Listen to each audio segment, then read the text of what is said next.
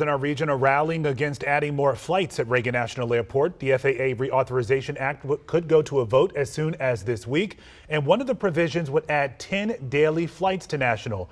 With that, some congressional leaders are upset. Our Matt Gregory joins us live from Gravely Point tonight. And Matt, why exactly are they opposed to adding more of these flights?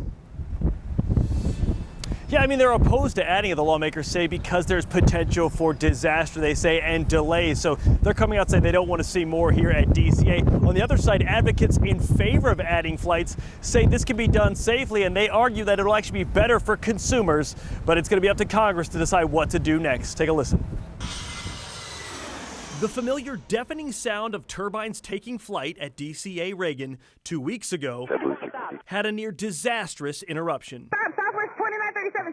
That near collision 2 weeks ago was a flashing red warning light telling Congress, don't do this. Virginia Senator Tim Kaine says the near miss between a JetBlue and Southwest flight is a clear example of why Congress shouldn't add more flights to one of the busiest airports in America. DCA is the 19th busiest airport, but the main runway at DCA is the busiest runway in the United States. In 2 more weeks, Congress will vote on an FAA reauthorization bill. And amid the regulations regarding pilots, planes, and air traffic controllers is a provision to add 10 new flights to DCA. Kaine says the FAA is opposed to this. But 10 flights would increase delay by 751 minutes every day. The FAA reports DCA already has the 3rd highest delays in the country, and Kaine says more delays are a safety concern, pointing again to the near miss. But when you hear one of these air traffic controllers shouting frantically, stop, stop to these 2 planes to avoid what could have been a very catastrophic collision, you see the dangers that congestion provides. So why add the flights? Well, Kaine contends it's out of convenience for his colleagues in Washington who have to fly back to their districts.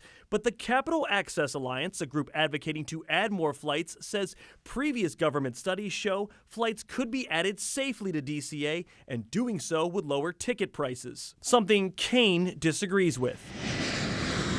Believe this is a warning light. We believe the evidence is yelling stop, stop to Congress, and we're going to make that very plain, and we're going to seek an amendment vote to fix this. Now, the current FAA Authorization Act actually runs out May 10th, so they have to decide between now and then how to approach that and whether or not our local lawmakers will be able to make that change. But interestingly enough, while we've been here, we actually saw a plane sitting on the runway, a Southwest plane, while an American Airlines jet was trying to come in. And at that point, because it did not leave, they had to take off and do what's called a fly off. And it's interesting because as we're sitting here discussing it, that's about how much time they have between a landing and a takeoff is 1 minute now. Who knows what it'll look like adding other flights. But that's just our own observation while we've been here over the last hour. For now at DCA, Matt Gregory, back to you. Yeah, still a lot to figure out there. Matt, thank you.